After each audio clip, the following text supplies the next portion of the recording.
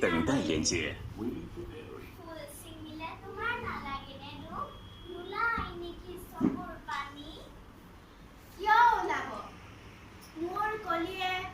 বহল এখন কোমল এখন উদাৰ এখন মহান এখন বুকু কৰে যে শুৱনি চোলাৰ বুকুত ফুলটি গুজি মানুহজনে ভাবি থাকে কেনেকৈনো আমাৰ দেশখন ফুলেৰে ফুলি উঠি ধুনীয়া কৰিব আমাৰ পৃথিৱীখনি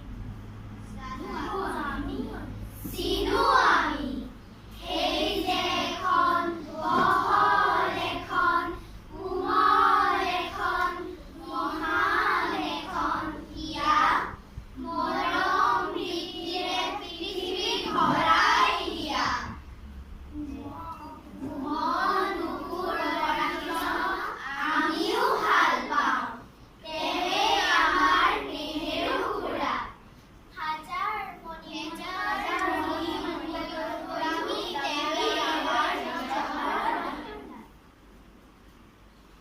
ফুল ছিঙিলে মোৰ দুখ লাগে সঁচা কিন্তু সেই মানুহজনলৈ ফুল নিছিঙিলেহে মোৰ দুখ লাগে মোৰ কলিবোৰ এনে হ'লে ফুলি উঠি পৰিলহেঁতেন হৰি তেওঁৰ চোলাৰ বুকুত চিৰদিনলৈ থাকে শোভা কৰি কেনেকৈ তেওঁ জানো বাহিৰ ফুলটো পেলাই দি নিতৌ পুৱাই কোটি নতুন ফুল নলয়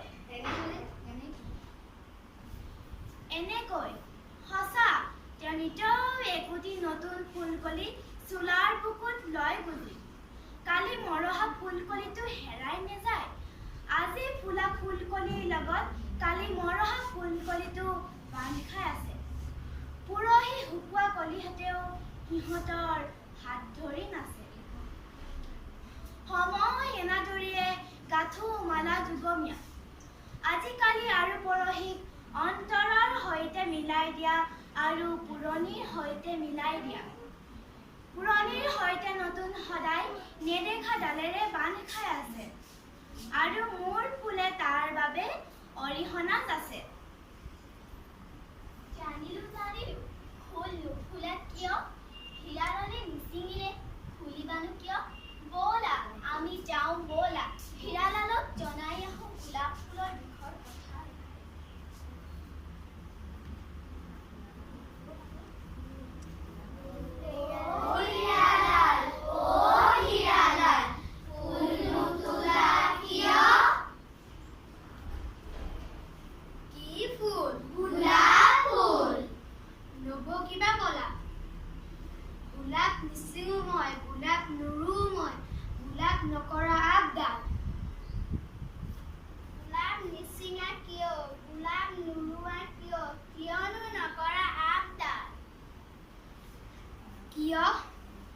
আজি নাই যে জহৰলাল মোৰ ফুলৰ মানি মোৰ ফুলৰ ৰখি মোৰ দেশ ফুলনি চিৰ জাগ্ৰত মানি প্যাৰা জহৰলাল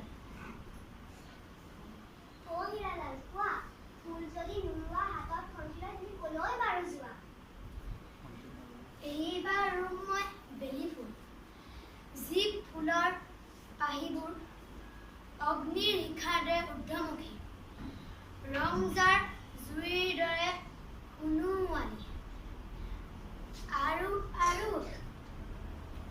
যি ফুলে অগ্নি শিখা হৈ ৰঙা গোলাপৰ কলি ছাই কৰি দিলে চন্দনেৰে সজোৱা বেটি বুজিলো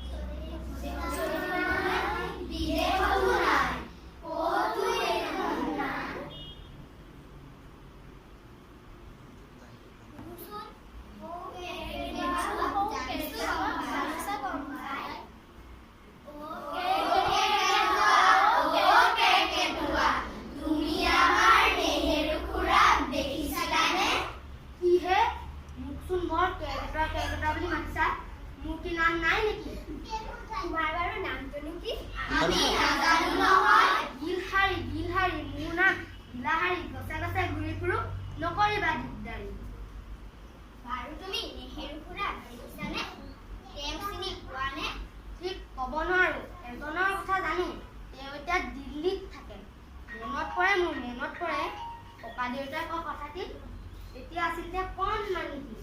মাক দেউতাক নাই, মাউৰা পোৱালি এটি। এখন বৰ ওখ দেৱালৰ ওপৰেদি তেওঁ মোৰ ককা দেউতা সদায় বগাই গৈছিল। সেই দেৱালৰ ভিতৰত বহু মানুহ আছিল। মানুহবোৰক ওলাবলৈ নিদিছিল।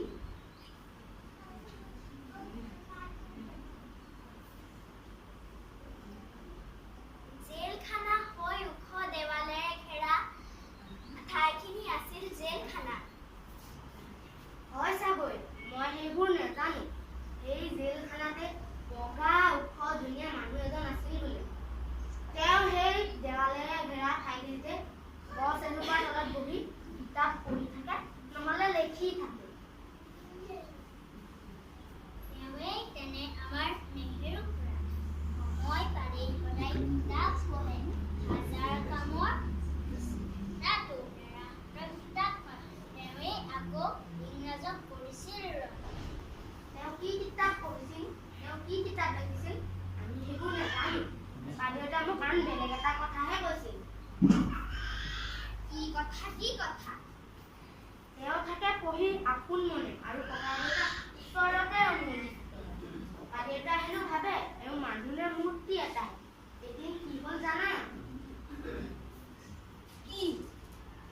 ককা দেউতাই এদিন ওপৰৰ পৰা থৰমৰ খালে। মানুহজন লৰালৰিকৈ উঠিল। ককা দেউতা তেতিয়া এনেই কেঁচুৱা দেই। ফাউণ্টেন পেনত চেৰীবোৰত আইনা চুঙা এটাৰে মানুহজনে ককা দেউতাক গাখীৰ খুৱাই আপডাল কৰিলে। নহ'লে ক'ত থাকিলহেঁতেন আমাৰ ককা দেউতা, আৰু গোটেইবাৰ থাকিলহেঁতেন আমি।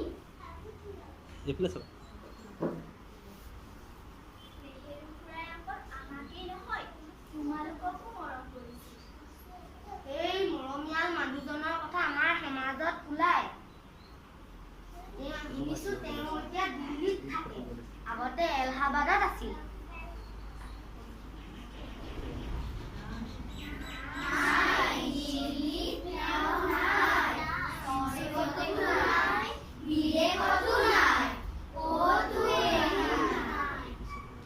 ৰবাচোন, তেওঁ কিজানি আকাশত আছে। আকাশৰ খবৰ মই নেজানো। মিঠুৱে জানে। মিঠু আকাশত উৰি ফুৰে। মিঠুনো কোন? ইমান ধুনীয়া নাম। মিঠু এটা ভাটৌ। মিঠু দেউতাকৰো নামো মিঠু, মিঠু ককাকৰ নামো মিঠু। যেনেকৈ মোৰ নাম গিলহাৰী, মোৰ দেউতাৰ নাম, মোৰ ককা দেউতাৰ নাম, মোৰ সকলোৰে নাম গিলহাৰী।